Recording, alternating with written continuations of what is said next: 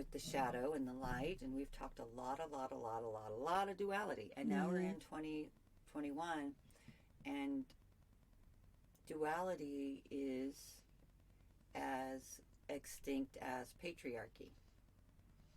It has to be. And remember how Sandra always used to say... You mean it is right now? Yeah, it is, and it's going by the bye-bye. Yes. I don't feel like it is right now, but I do believe that it is going. Oh, I think it's part of this. Like, the duality to me is, part of the patriarchy, matriarchy, part of the Oh, the I right agree and the with left, that. part Yes. of the, right? Yes, men, women, absolutely. Us, them, whatever. Right, yeah. Oh, I agree with that. And I don't know if you remember or not, but Sandra, we were sitting around one day at VQ and she was talking about it, and I guess there's like Ra and Hathor, and anyway, they come together. So it was like we had the divine matriarchy, then we had the divine patriarchy, Right. and now this one's going to be the divine child. I do remember talking about that, yes. Because it's not going back to matriarchy, which is No. what a lot of people think.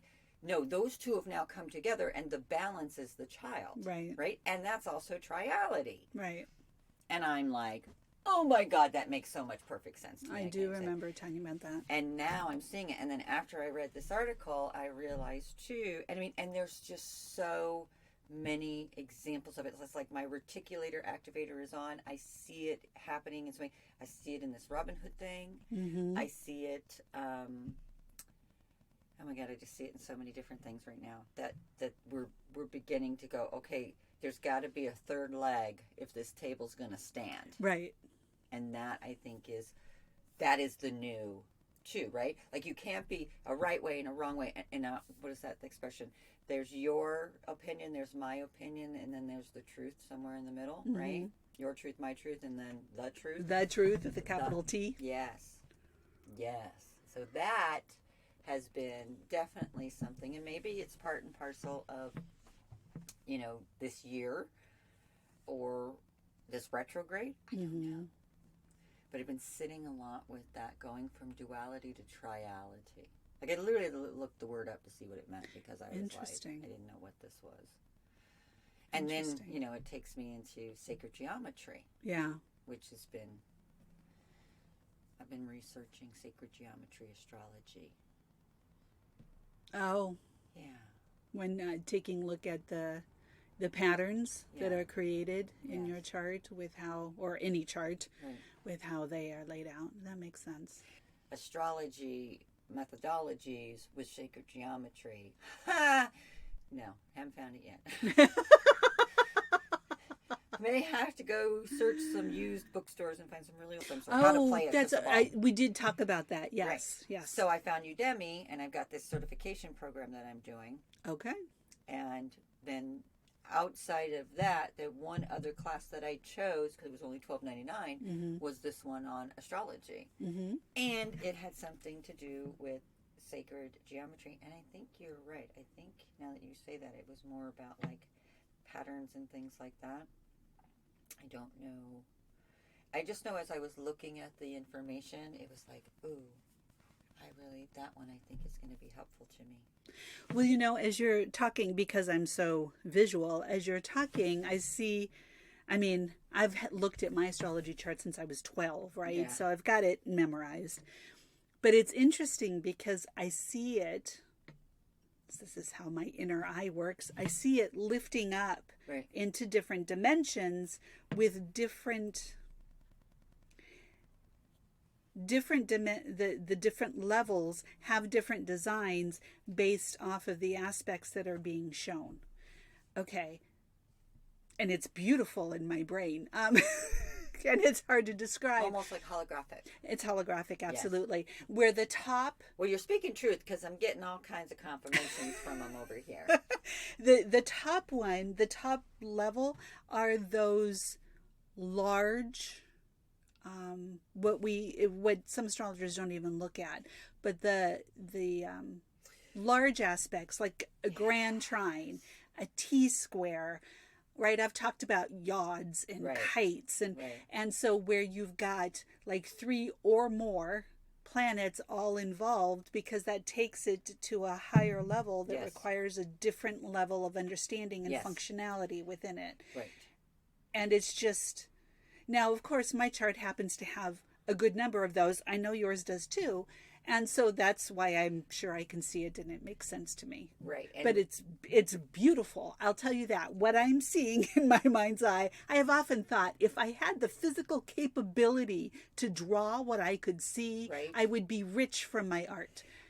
yes. And I don't. I've tried. And I honestly don't have the patience at this point to try to do it. So No, because there are a lot of graphics programs that you can make out there to do it on a computer that Right. can make it a lot easier and Right. stuff. And still, it's incredibly time consuming. And that's not my wheelhouse. no, it isn't mine either. I love creative expression, but that's not it. And I guess it's just not supposed to be. Anyway.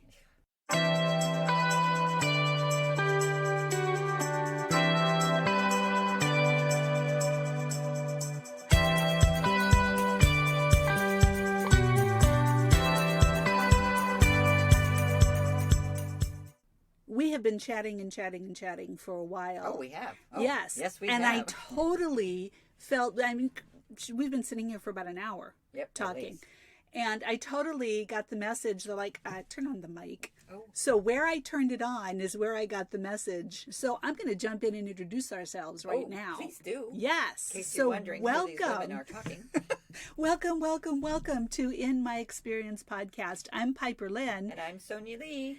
And we have just been all over the place. But if you listen to us, you know that is usually how it works. Yes, it is. And magically, it all comes around and is tied up into a little bow, at least to us, Yes. when we're done. It's 11:18. That's an 11. Perfect. I love Perfect. I love Perfect. and it does. And today we're talking about, well, just in this moment, we're talking about the upcoming Mercury retrograde. Yes. And starting on the 30th. Today. Well, yeah. It won't be on the day. We're recording it today. Yes, there you go. Because we want to have a few extra days in case there's any retrograde hitches. Cancel. We're also talking about the dwarf planet Eris. Eris, E-R-I-S. Which just completed a real fun cycle for all of us. A couple of, like a week ago, I think we came out of that. And then that took us to asking the question about what does spirituality really look like? Right. What does it mean? Because man, oh man, and we'll take all belief systems, right? Because Sure. Being spiritual is a being. Is chaos spiritual? How about that? I would say yes to that. But it's taking all belief systems and looking at what you should do and what you should be and what you should not do and what you should not be, right? They're all, and that happens in the spiritual world Mm-hmm. as much as it does in the religious world, in agenda, in the everything. corporate world. Absolutely. Yes. Because Absolutely. And what you think you should be and what you think you shouldn't be. And the whole reason that came up is because of the article that Sonia brought up regarding Eris and the expression of feminine. Yes. What's an acceptable feminine expression and what is not, and what is Right. expected of feminine, of women. And there's light and there's dark. There's the good mother, and then there's the bad mother. There's the good girl and the bad girl. There's, and it's all about duality. And with gender neutrality, Mm-hmm. this has brought in something else to look at. And while for some it might be an uncomfortable conversation, what I find so interesting and fascinating about it is that it's just another part and parcel of this ascension process, which is taking us from duality into triality. And I feel like, and we've talked about this in weeks past, that the only way to really get there is by embracing both aspects. Right.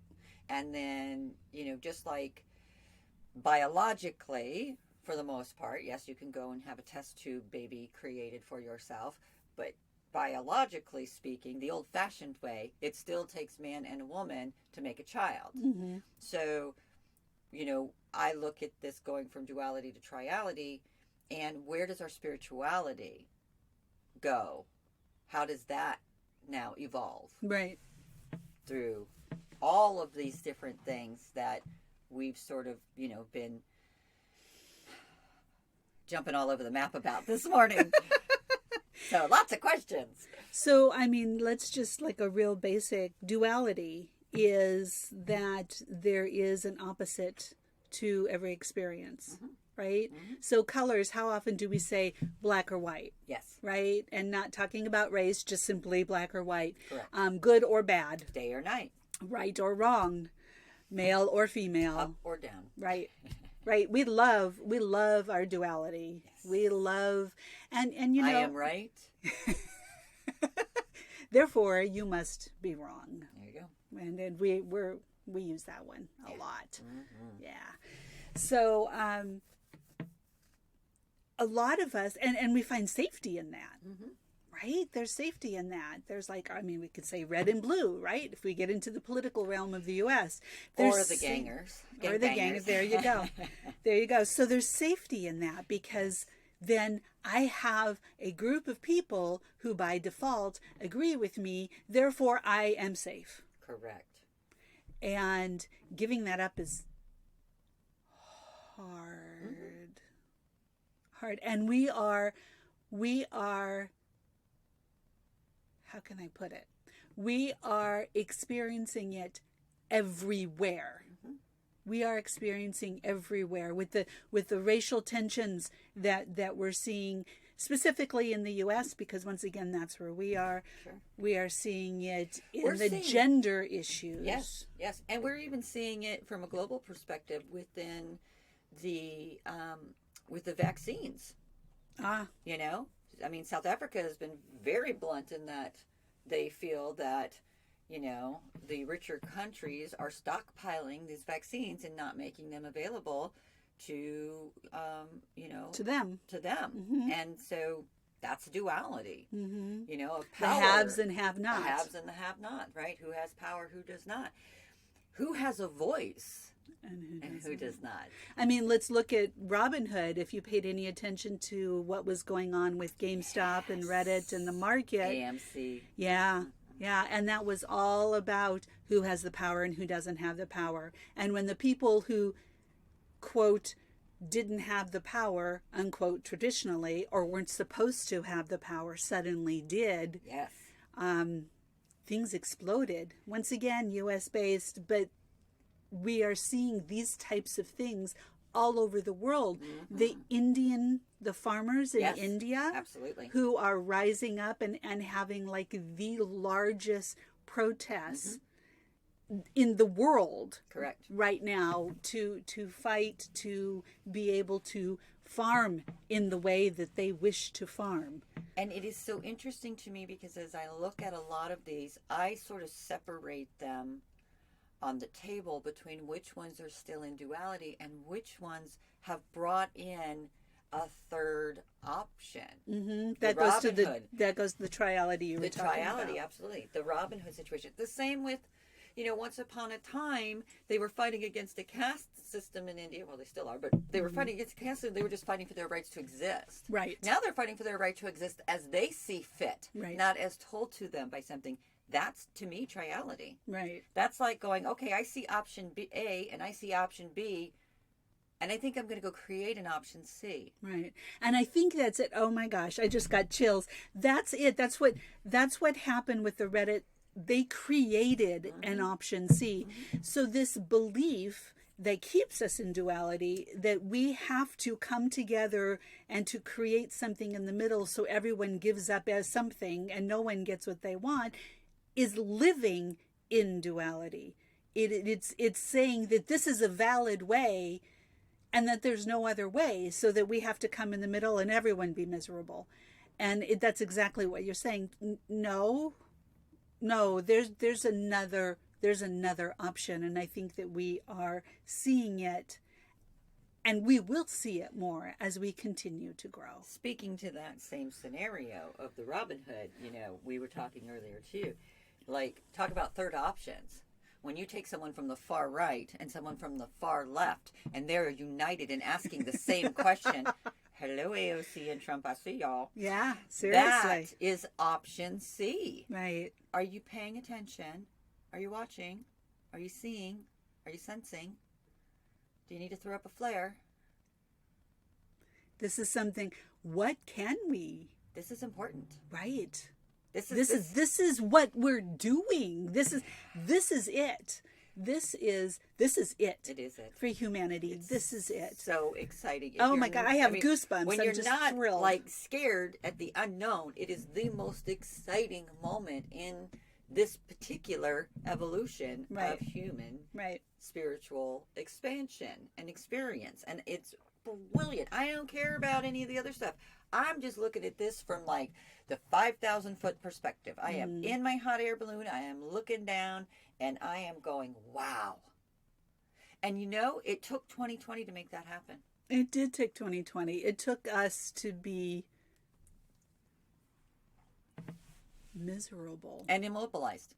You know what it makes me think about? That old quote about the rosebud blooming. When the pressure of the bud becomes so great, yes, that it must explode. That there's no other option. Into a bloom. Right. We're blooming, babies. And, looking at our 3D day-to-day life, absolutely. On all of the things that we just talked about, absolutely we could find numerous things to be worried about, right? Without a doubt. Or complain about. Or fight about. Right? And not there's that. Saying, not saying you can't. Not saying that isn't something that you can do, and that there isn't a reason for you to do it, because what we are talking about, though, is the excitement that we feel in what can be, or what is becoming. And I think just about everyone would agree that a more equitable, a more balanced, more options, more things available, more opportunity to live in truth is a beautiful just more opportunity. Thing. More opportunity for anyone and everyone. And when I talk about that sort of thing, I am not talking about a socialistic approach. So hear me. Well, that's the either or again. It is, right? I mean, if I had to say something, it'd probably be, I'm an independent libertarian. I don't know. And I'm saying that, right? I said, you take care of you and I'll take care of me. And if you need help raising a barn, call me. I'll be there for you. But in the meantime, you take care of you and I'll take care of me. Right? We got to stay in our lane right now and take care of ourselves. That's what 2020 was about. And it is also showing us the things that maybe we were too busy or too distracted before to see and notice. And so that can create some froth. When you start stirring the waters, they get a little muddy. And then as things begin to slow down and clear, and let's face it, we are coming up on a year globally of a lockdown. Right? We got about another month here, and then we'll be back where we were globally. What have you learned? Well, this is what I've learned. I don't know what you learned. I'm not telling you what you should have learned. I don't should. I try not to shit on people. However, I have gone through everything like everyone else has, right? Deeply concerned, to it'll be fine, to why are you making a big deal, to why aren't you making this a bigger deal, to, all that back and forth like a seesaw. And then somewhere in the middle, I said, you know what, though? It's raining cats and dogs here, and that's an oddity. So while it's also odd and strange and out of sorts, what else could I see or find or be in this moment of perplexity? Right. And I have come across others that have made the same decision. In fact, I've come across a whole group of people that are like, I don't know if I should say this out loud. I'm really feeling better than I ever have in this space. And so in trying to figure out what that is and why that is, because again, I think if it's available to me, why can't it be available to everybody else? Yeah. And it really is about not focusing on the duality. Like that guy on that Robin Hood that saw an anomaly, and then it presented a curiosity, which then led to a challenge, which then became an opportunity. And now it's a rebellion. Viva la revolution. I'm so excited because why not have a revolution? Revolutions don't always have to be dualistic. Revolution can be they something also that don't is have to be inspirational. physically violent. That's right. They can be wildly inspired. We could have a Renaissance era again, right? I mean, it feels like we've come out of the Dark Ages again. Right. So why not have a Renaissance? So why not look for option C? Option C that is not a compromise. If you're A and B's over there, option C does not have to be the compromise. No. Option C can be something else. You can throw everything off the table and say, let's get a fresh sheet of paper and start from over again. Scratch. And how do you do that? You question everything you ever thought. You question everything you ever knew. You question every definition you've ever had. You look at what is right and what is wrong and decide if you want to still believe that. Correct. And I know for myself personally, there's been a lot of things where I've looked at and decided for myself what I thought was right was really just based upon a construct of what I was taught was right. Right. And now that I get to look at it and decide for myself, does that feel right for me? Then I get to choose. And listen, we're all doing this right now. Right. And some people are doing it like 4-year-olds, and some people are doing it like, 14-year-olds, and some people are doing it like, 29-year-olds. We're all doing it. And some are digging their heels in. Some are throwing out the bathwater, including the baby. And some are going, this is so very interesting. Let me explore some more. So I'm kind of in that let me explore some more stage right now. Because the more that I am sort of mining of this data, the more I'm realizing how limiting it is to even look at the two options that were there to begin with. Right.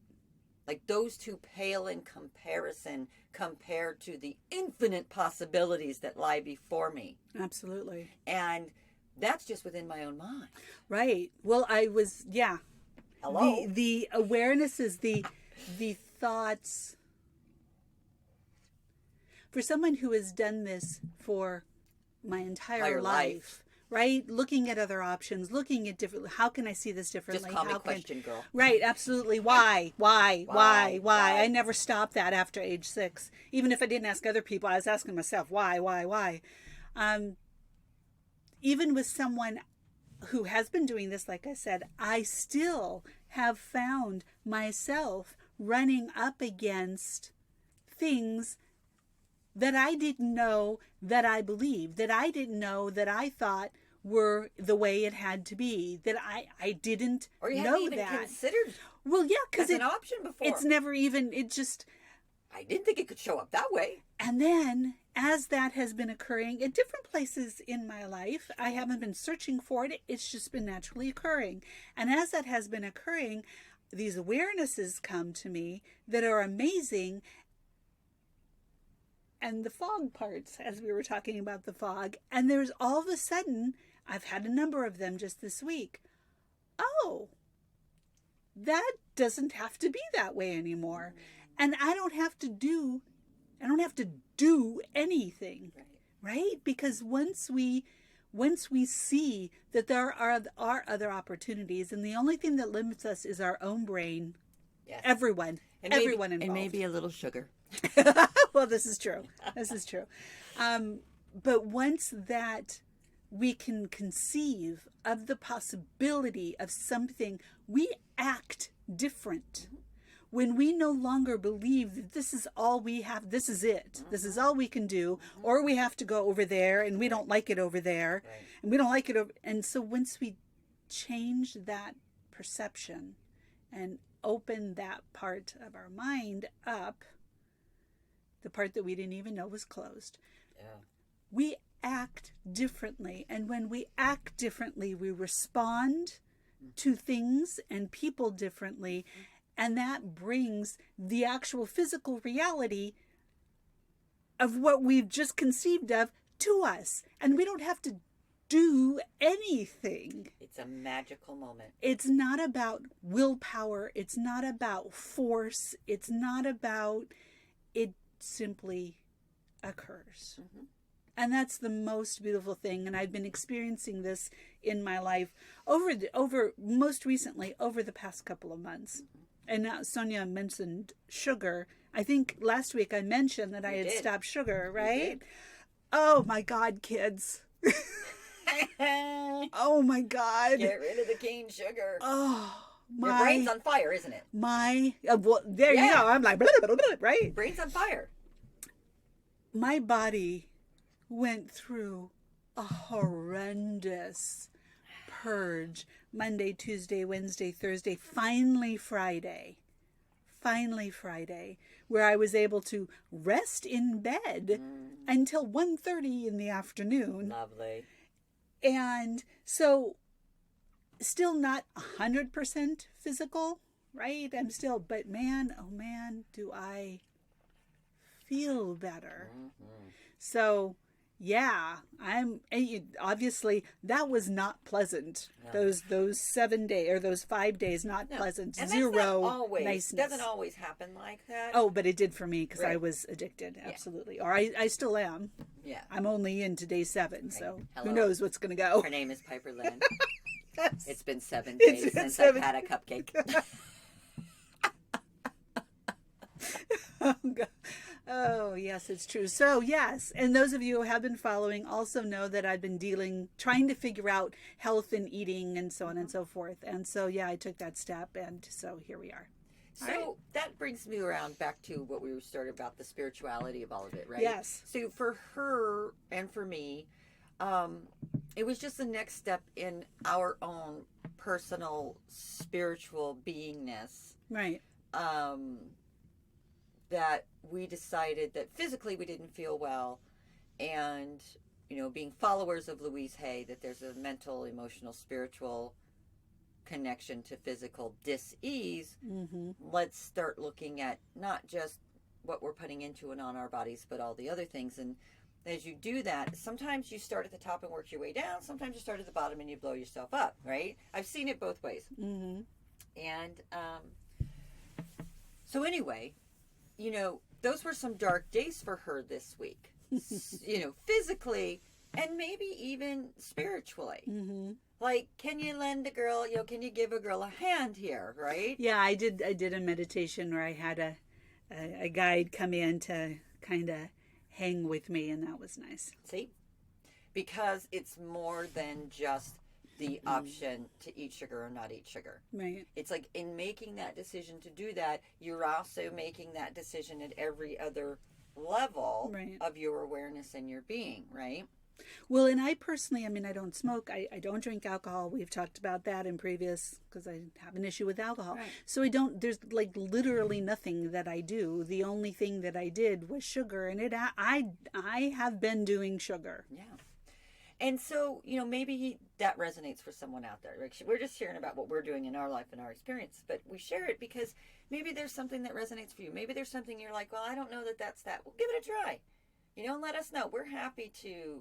Not everything we do has worked. Not everything. Sometimes I'll try something and she doesn't find that works as well for her, or vice versa. Although we say often enough that we have a lot of similarities. But the one thing that we're very similar about in our spiritual path is in understanding and accepting that wherever we are, that's where we're at. Right. And we don't try to shut that down or shut that off. And that's taken me to the duality of spirituality.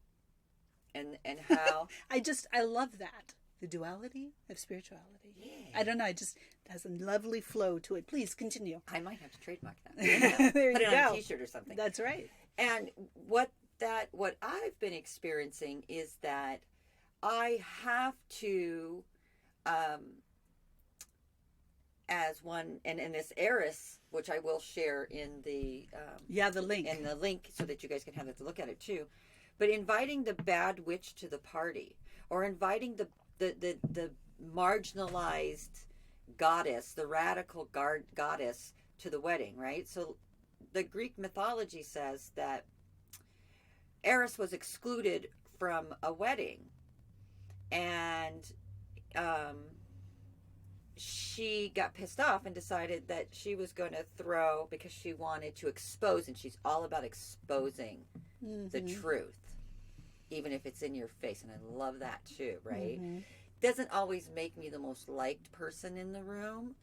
And so I've had to learn how to utilize a little more discernment and not be so blunt and cold about the truth telling, if you will. But Eris isn't like that. She's like, I'm going to stir the pot. So she threw an apple marked for the fairest into the midst of the revelers. And then an argument ensued between the goddesses Athena, Hera, and Aphrodite as to the intended recipient, and the settling of which eventually led to the Trojan War. So how do you go from the fairest in the land to a war of the land? Right. Like duality. And what Eris has to say is, you're all a bunch of hypocrites. Right. Right? So there it is. There it is. Can you sit with that? Can you own that? Can you say, yeah, in this moment, in this situation, I'm being a hypocrite? And just accept it. Not judge it, not fix it. Just be with not it. Not deny it. No. Own it. Well, until you own it, there's never going to be clarity about it. And we talk about, the normal things of duality, the shadow side, right? Like, I'm a good girl or I'm a bitch. Yeah? I'm both. That's choice C for me. Right. I am a really good bitch. I'm kidding. I'm not kidding at all. I'm kidding. I'm not kidding. Yeah. But being comfortable with that. Being comfortable with, you know where it was really big for me? Learning to say no and just end it. I love that. I love that. No is a sentence. Yes. Took me a while to learn that. Because I was really good at, like, before I ever even said no, I had the whole story. Or even better, I had figured out a workaround so that you could still get what you wanted and I could do what I needed. Because that's how you do it. So anyhow, lots of work on myself on that. And just to be able to say no with a smile on your face and look at somebody as they sit there and you see all the workings and the machinations on their faces, they're like, did they really just say no and nothing else? Right. Yes, I did. Yes. Right. So that's being able, for me, to be okay with who and what I am at all times. Right. 24/7, full on Sonia supporter. Woohoo! That's been a bit of a journey. I won't say how many years. It's been a lot. I'm halfway to $1. Since I came out of the womb, I've been working on that. Yeah. And it's something that we all get to work on. And again, I look at it as, now, I didn't always. Now I look at it, though, as more of a practice. A protocol, a discipline, an exercise. Before it was just like, why is my life got to be so hard? And I might do that again. I don't know. I don't know that I'm completely done with that. But now when I find myself wanting to go to that, why is my life so hard? I found that I've been able to successfully insert in there, okay, this is a difficult moment. I'm going to sit with it. And then after I feel like I've given it the attention that it needs, then I'm going to find another way. Right? Just find another way. That doesn't imply that I need to correct that, right? Or accept it.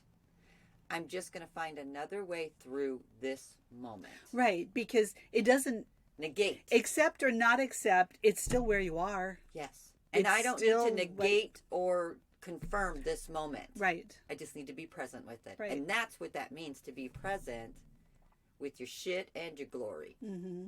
And your glory is shit. Is there shitty glory? I don't know. We were talking about bathroom etiquette earlier. Oh my goodness! Yes, How yes. you can tell whether your body's doing good or not. Are you pooping like a kindergartner? Going through the whole sugar cleanse again. Yeah. So that's where this whole conversation started, actually. And the toxicity that you're releasing, right? The purge from the body, right? And then, are you just gonna continue to cycle? Or are you just going to get off of that merry-go-round altogether and go find something else to do or be or not? Excuse me. Right? Maybe you just want to get off of it and just sit on your butt and watch other people for a while. Not engage at all. Take a break. And for so many people, that's shadow. To stop. Mm-hmm. To not go, to not do, to not be busy. What are you running from? Mm-hmm. It's a question I had asked myself.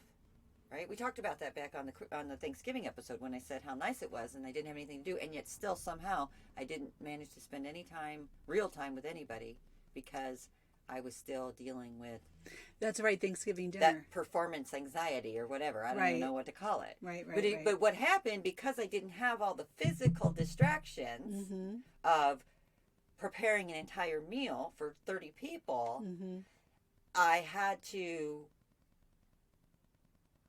see where I was choosing to stay in the kitchen instead of going out and mingling with people outside in the backyard because we were doing a physically distanced, Thanksgiving.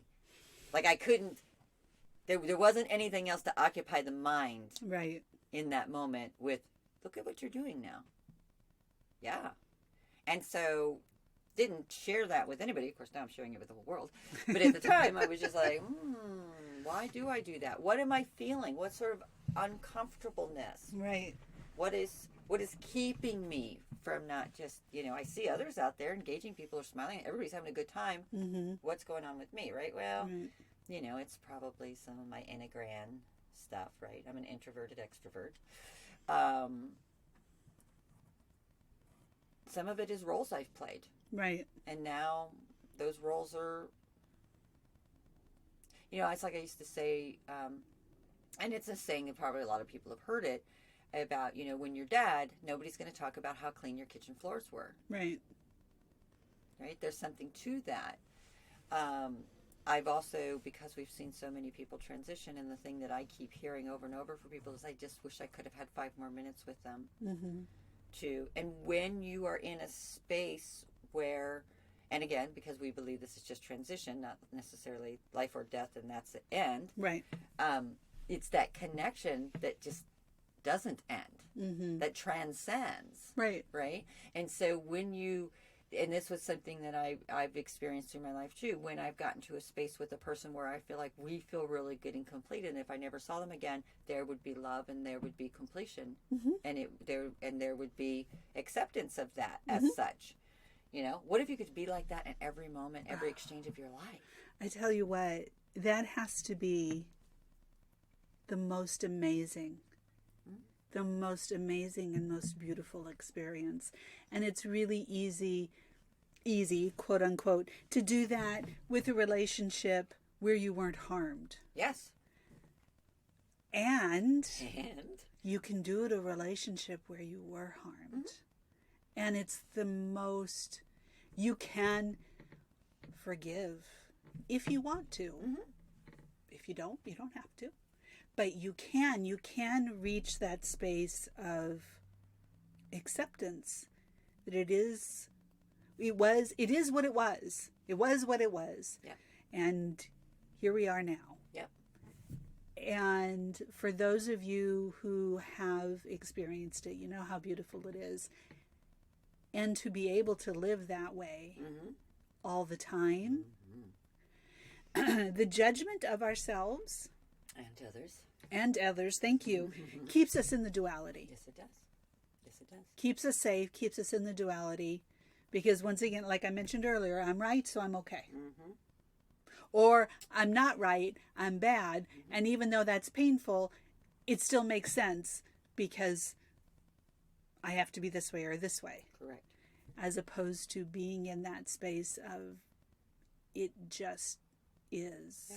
And that's part of what Iris says too, is to challenge us to look with eyes wide open, right? Free from all guile at who we are, what we do, personally and collectively.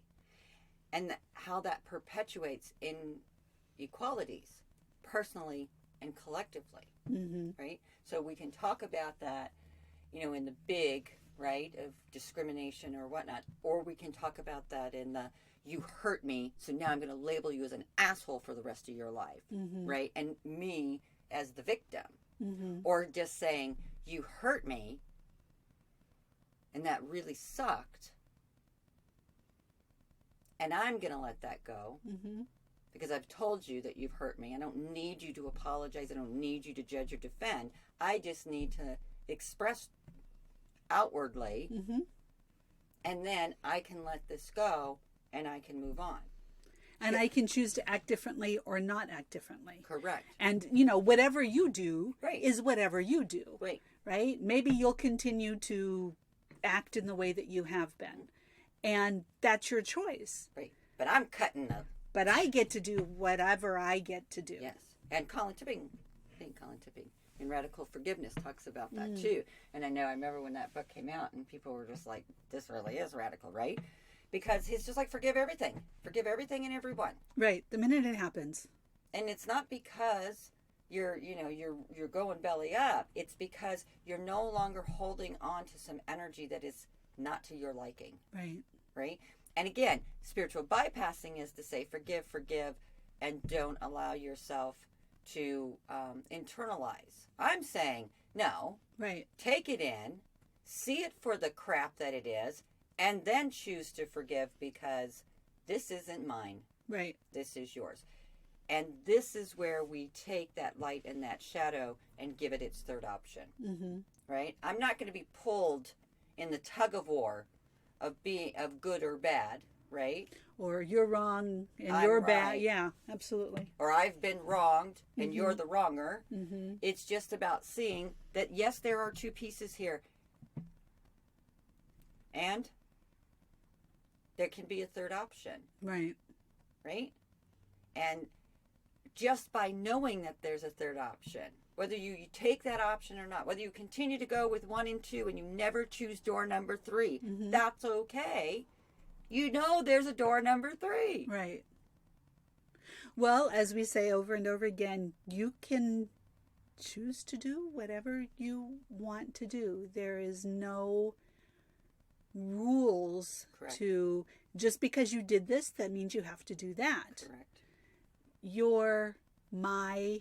Sonia's life is our own to do as we wish. Right. Regarding, in all of the people that I've worked with, how many times have we answered relationship or worked with relationship issues, right? And so something I say repeatedly with zero judgment is that you're not done yet. Correct. You're not done yet. Oh, yes. And right? How many times? And it's just it doesn't mean that you should be, and it doesn't mean that you shouldn't be. You just aren't. Yes. So look at that. Absolutely. Stop focusing on what's happening and what they're doing. Look at why you're not done. Right. Maybe you don't have to be done. Once again, coming from no place, there's no judgment. Look at what is going on with you. We so like to focus on what is going on outside. And right now in our world, there is so much going outside. Yes. So much going on outside. And so that's really easy for us to respond to and once again bypass all the feelings or all the things that it is bringing up for us. Whereas my job is, yes, that is happening out there. Yes, it is. Absolutely. And what do I want to do with it? Yeah. What do I what do I want to, period. What do I want to do with it? Right. Do I need to do anything with it? Right. Do I care to the degree that I'm going to allow this to become a distraction? Mm-hmm. Or maybe it's like when I saw this whole Robin Hood thing, I was like, yes! Oh, I'm so ready to take this cause up, because this was something to me that was out of the box thinking. Mm-hmm. It was so lovely and Aquarian and public and rebellious and just like so like and I can say with glee that it's so in your face, and some might take that as a shadowy thing, and I don't care. Go ahead. Right. It's both shadow and light to me. Absolutely. Because the light comes through the shadow, just like the light's been snuffed by the shadow, right? And some people would say, well, shadow absorbs, will snuff out the light and then there is no more light. Until, you scratch and then a little bit of light comes through. To me, it's like they're so intertwined. And in that situation, yes, and you just see what's happening. And it's like, oh, I love it, because mm-hmm. up is down and in is out and right is wrong. Yes. Mm-hmm. Yes. And that can feel a bit chaotic. And it's also liberating. And unbelievably so. That's Aquarius. Mm-hmm. Right? She is not the heir of Gemini. Right. She is not the heir of Libra. Right. She is Aquarius. And get ready, because we are going to be here for a while. And when I saw that, to me, what made me so happy about it, because I've been following the astrology, this was my real first for the Aquarian age. Mm-hmm. Irrefutable proof that this is how astrology shows us exactly what's going to play out on this planet. Because when they said that there was going to be shakeups in our monetary system, when they said that there was going to be, like, all the things that you listen to astrologists talk about in the last 6 months, 9 months, whatever, what happened that other day was, to me, like the most perfect example of what we're talking about here today. I don't know how else to say, like, when you're like, show me a sign. And the fact that we're talking, again, Aquarius, right? We're talking about Saturn, which is all those things that we depend on, our stability, absolutely, structure, our money, authority. structure. And then we're talking about Aquarius, which is change, which is shake up, which is doing things different, the collective, the internet. Yes. I mean, these people Mars, would not have been Jupiter. able to do what they did had it not been access to the internet and all the information that we have. And I posted a couple of days ago, I'm like, we have such power available to us, and we get to decide where we're going to focus it. I can tell you what, I have made my own personal decision in light of this. Mm-hmm. David and Goliath is not just a Bible story or a book written by Malcolm Gladwell or claymation. Thank you. Yes. Who else remembers that? Yes. Yeah, we're aging ourselves here. And Gumby's a part of you. Anyhow, yes, no, this is absolutely anything where you think, I can't win against this, the system. You just saw an example. Get creative. Right. Now's the time to not be stopped by these things, right? We used to do this thing when I worked in the hospital where we would roll through some emergency sequences, right? Like fire drills, that sort of thing. And then we would have some where we would have a code pink, and that would be that a baby was taken. Oh, yeah. Right? Right. From the mom or from the nursery. Something like that, right? And so when we heard a code pink, no matter where you were, on what floor or what department, someone was to step outside, or someone's, and stand at every single entrance and exit, and that's in stairways. Right. That's all these, and I don't know if you know, there's a lot of ingresses and egresses, and that's all the way to the roof. Oh, yeah. To the ambulance bay. I mean, there's just the public, and then there's all the private. Right. Yes. And not knowing who it is, you just did that. Like when you heard that, and you would look, you know, and if somebody was like, I'll go, and then we go. But everybody it didn't matter if there was 4 people standing at a door. That's okay, because there was 4 offices near that entrance, and someone from each office said, I'm going to go stand there because I'm not going to take it for granted that someone else is there. Right. There's a baby on the loose in the hospital, right? We had one of those when Nolan was in the NICU. We had a code pink. Oh, was it a drill or was it a real? No, it was a real one. Oh, see, and there's nothing worse than that. Let me tell you something. There can be a lot of things, but when you're just working a normal, boring day in the hospital, right, where everything is just systematic, and then all of a sudden you hear that, your heart drops into your stomach, and you go into... Now, the reason I mention this, though, because I'm getting a little off track. Sorry. No. But I set a good picture there, I think, too. So, we were also taught you're not supposed to touch them, but you are supposed to block their exit, right? So, you know, there'd be a little young volunteer, little candy striper holding a fake baby, and you'd be like, hey, how you doing? What are you doing? And she would like turn to the left and turn to the right and walk around you, go, and you know, and you weren't supposed to let her do that until you got to that door. And in the meantime, somebody else is going, yes, security, we found her. She's near this exit, you know, and you would just sort of big arms, right, you know, blocking, no, sorry, can't go out this way. And then they turn around and they go out another way, right? Think of basketball moves. Right. She's doing them for us. Right. So, and that's kind of like where, you know, this is what this makes me think about, right? Like, how are you going to keep that from escaping, you know, with the baby without actually physically engaging? Like, if you had to think about how to do that, and there'd be some times where we would do that and somebody would be like, you know, a big elderly guy would just like grab them or try to snatch the baby out of their arm, and then they'd come back and they'd be like, this is why you don't want to do that, because we can't take the risk that any harm comes to that baby. Right. That's why we allow the security, the police, the whatever, right? But we do want to try to keep them contained. So this is why we have drills, so that we know how to respond, so that we don't react in an emergency. And everything that happens now, moving forward,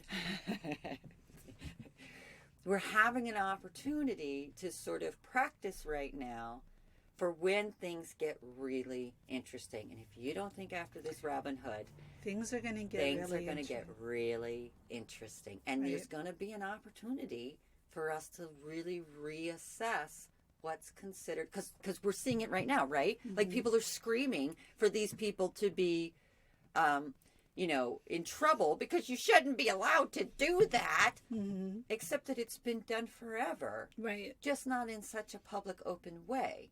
And by different people. And by different people, of course. The players have changed, but the game is the same. Right. So don't be hoodwinked by that, right? Right. I'm not going to say anything other than, this isn't the only recent event that might have more to it than what you saw or were told this month. Just saying.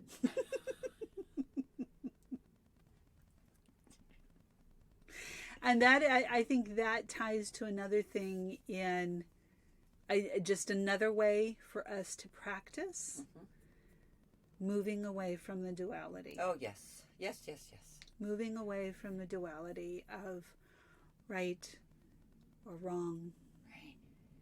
Right. Or even good or bad.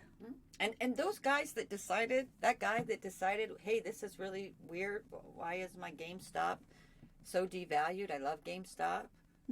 I'm going to do something about this. And then to get the pushback. And now what I'm getting on Reddit is they're like, I have a diamond fist. I'm going to hold on. Right. This stock is going to be a legacy to my grandchildren because I'm not letting go of it. And so now it's become that sort of, right? They're seeing that duality, but within, right? So this is the struggle of duality, but it was outside of duality that created this situation, right? Is my point. Right. It was the triality that shone the light on the duality that is now creating this whole new quandary. And like you said, Wall Street reluctantly came out and said to Robin Hood, you can't halt trading just because your biggest investor is losing his ass. Not legal. Yeah. So what's legal, what's not legal, right? Right. So please, please, please, please don't take what the newscaster is telling you about what is right or wrong behavior in our society. There are many, many generations and many, many countries that will tell you there is less truth in that than there is in your own discernment and discovery. Right. So, triality. Find the third leg. Find the third option. Find the third option. And being in a place where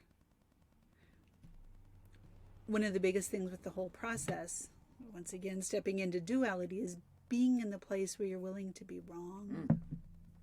Yes, I was just going to say too, thank you so much for that. Yeah. So I was going to say, because that third option is to look at how you are reacting and responding to it. Right.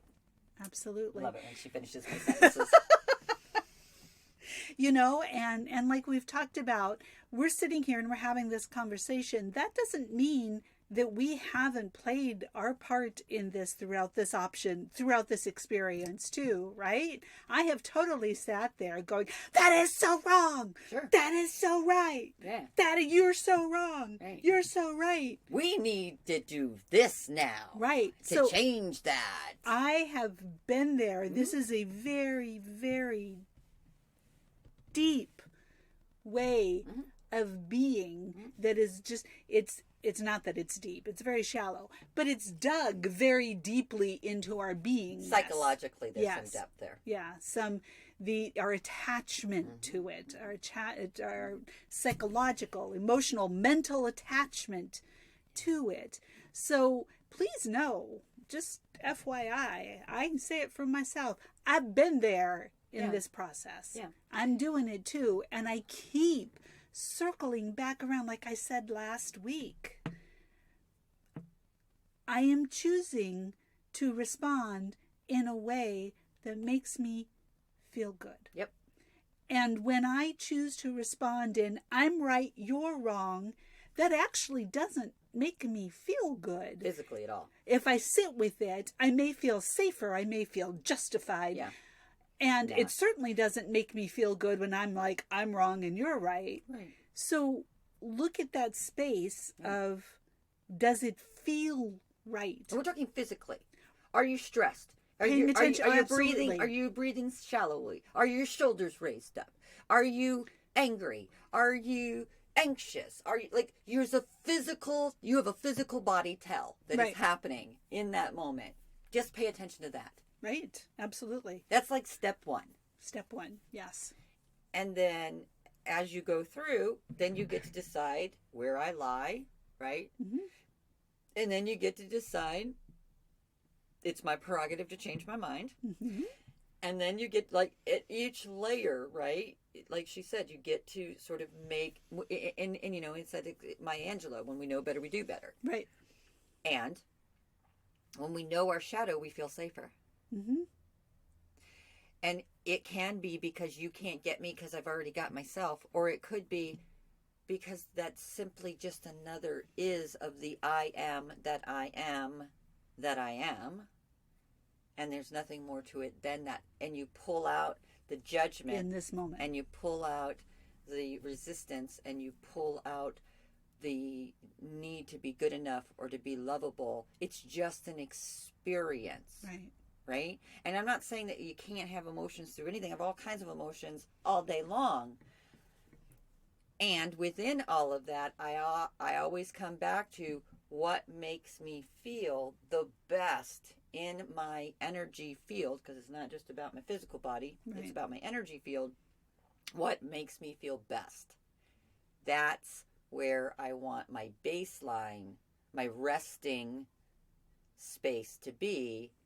And it's from that space that I can now, because of my practice, because of my paying attention, now I can look at those things with less reaction, with less polarization. That's the word that I couldn't get out of my mouth. It's not as polarized. Right. Because it's more observational. Right.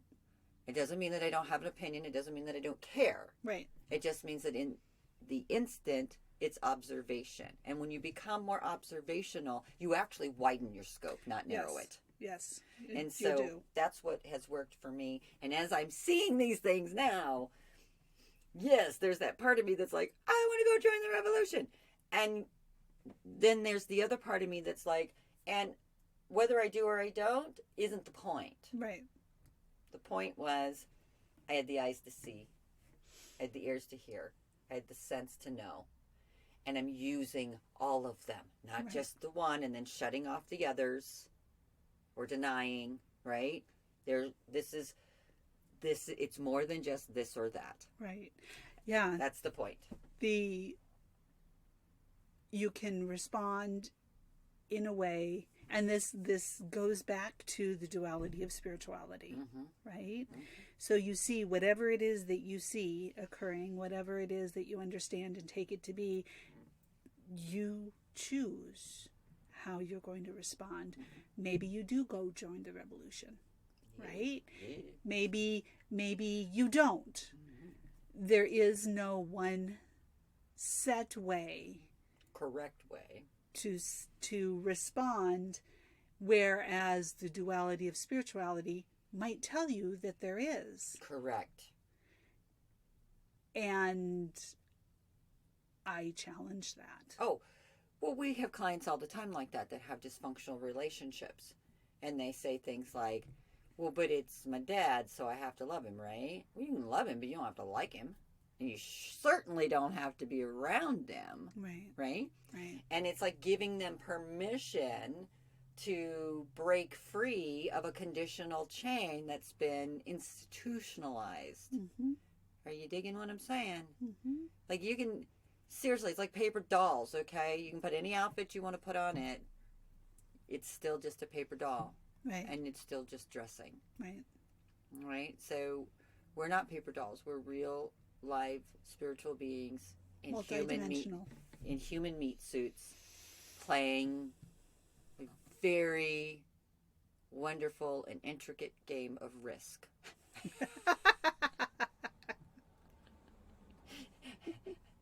I used to love Risk. Risk. I have used the term risk assessment many, many, many times in making decisions to do something or not do something. Yes.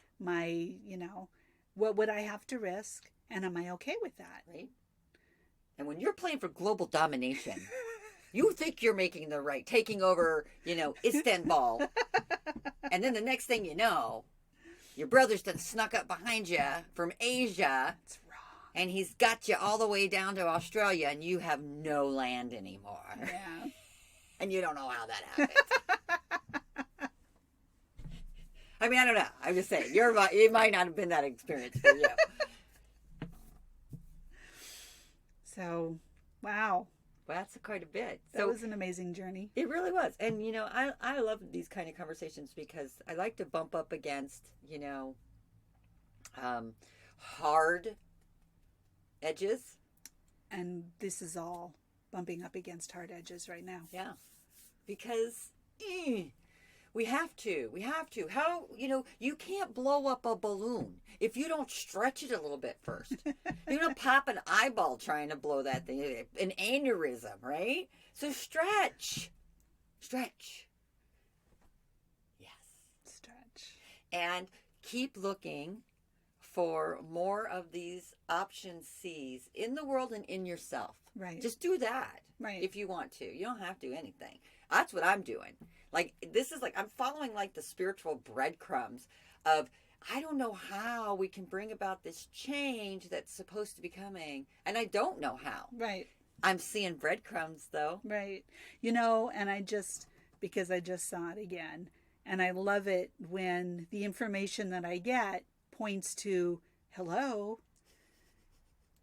And when I was asking the question years ago, how do we get out of this? Meaning just the intricate, intertwined craziness that we had created in this country, in our lives. Yes. How do we get out of this with the image that I got of the web?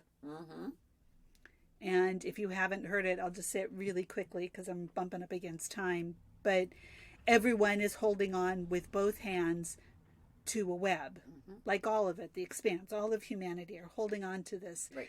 And as time goes on, people are dropping pieces either because they just can't hang on anymore, or they're choosing to leave, or maybe they're exactly the same things anyway, so they hang on. So then what the other people are doing who are not dropping it are trying to grasp on to what is being dropped to keep the net up. Correct. And what I was shown was the answer is we just all drop the fucking net. Right? Because that's the beautiful definition of it has to be this or this. This is the duality. We have to keep it up. We have to keep it up. We have to keep it up. We can't let it go. We can't let it go. We have to, things will, right. And what if that's not true? You know, the only thing that I think is finite is infinite. Then the only constant is change. There you go. Be saying that one a lot this month. So, you know, again, hold the web, let it go. You know, let the weight of it weigh you down. It's all up to you. Right. For me, in my experience, I'm just staying in my lane. You know, being observant. Maybe sharing some things. Certainly have nothing in the way of advice as far as how to shift or change anything yet, because I don't know. However, the advice that I am giving is just be aware. Right. Pay attention. There's lots of signs, lots of information there that can help you. You've got your own breadcrumbs in front of your own path that can help you, lead you to where you want to go. And hopefully where you want to go is Toontown. Yes. Why? The thing I don't understand is why be here if you're going to be miserable. Right. Right? Even if that was your life choice and experience, there should be some joy in that if you chose to be miserable, and you are.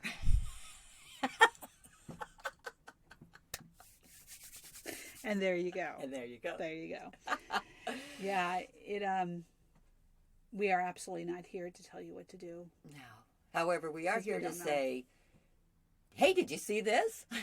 What do you think about that? Did you think about this? Did you try? Because I did this and that worked for me. I did this and this is what I experienced. I did this and this is how I felt. And we spent so much of our own time thinking that there must be something wrong with us because nobody else thinks like us. And then we found that we do think alike. And hey, maybe we're not the only two. Right. So maybe that's you.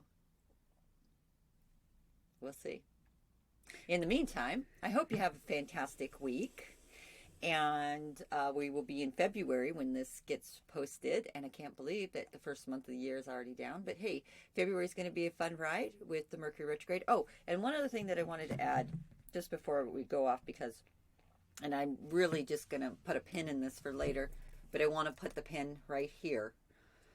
Because one of the other things that I have seen astrologically is that this is going to be a really challenging year. And there are going to be a lot of people that are going to suffer with some depression and things like that. And as someone that has been diagnosed as clinically depressed, I can tell you that the best way to move from survival to thriving with clinical depression is to just keep yourself moving.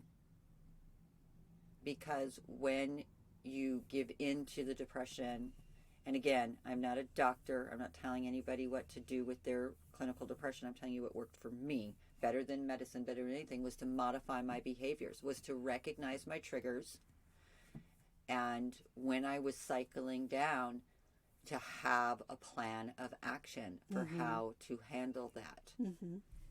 So, and it's worked well for me, and it's worked well for several people that I have helped with their issues. So, you know, I feel pretty strongly about this, that, you know, and I'm checking in on a few people and will continue to do so throughout the year of people that I feel like there are some signs on the wheel that are going to be more at risk for this than others. Right.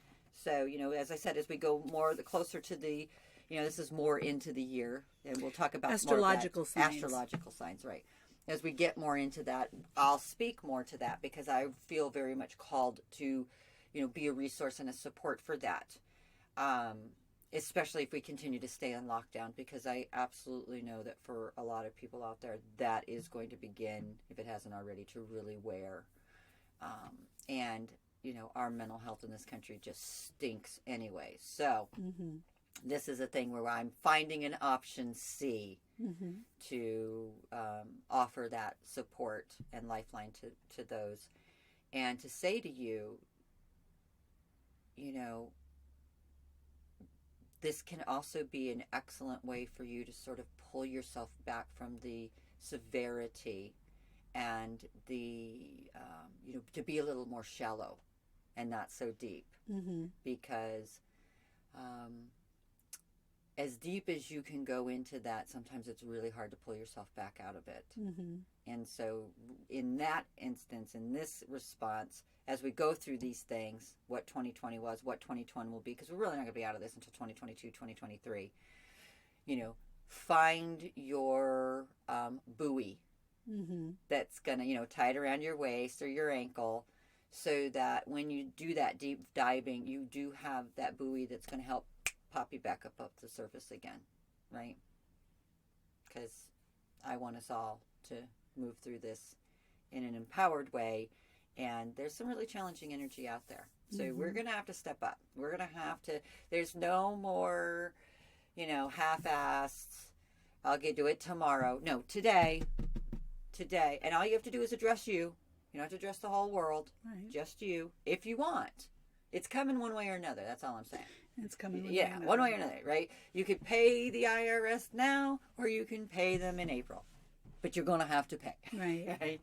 So that's true in a lot of things, right? And that's true about breaking free of this duality and moving into triality. You have to see duality for what it is before you can see that triality makes more sense. And understand how limiting duality is. And 3 in numerology is a completion. And creation. Absolutely. All at the same time. There was, since she brought that up, there was years ago, I was getting the message to share, to give myself and to share with clients, that from guidance that was saying, this is going to be hard. And we know it's going to be hard. And you're here so you can do it. Correct. Strong asses. And so we may be called to, or we have already been called to experience things that we have not ever considered, and it's hard. And I mean, how many podcasts have we already done about self-care? Right. Because that's so critical for moving forward. And to be a leader, to be the new trailblazers that we are as a collective, we got to take care of ourselves. We got to know what's going on internally and take care of that. We got a whole collective that's depending on us. I'm depending on you. You're depending on me. We're depending on each other. And we're all here to do it. And we're doing it individually. So that's another thing, right? Option C. It's either us or them. No, it's us and them. It's me and we. Right. The path may look unbelievably different. Yes. But if we're here, we're doing it. Yes, we are. So, with that, ta-da! Thank you so much for joining us within My Experience podcast. We've got Sonia Lee, and I'm Piper Lynn. And we hope to see you on YouTube, on Podbean, on our Facebook page, in My Experience, in our Facebook group, in My Experience community. And the Instagram. Thank you. Instagram in _my_experience. And we may be coming up with some new things here in the next month or so. We're still working on those in the background of some things that we've got in development. We'll let you know more about that when we're So ready to put that out excited. there. But in the meantime, until next week, be well. Take care of you.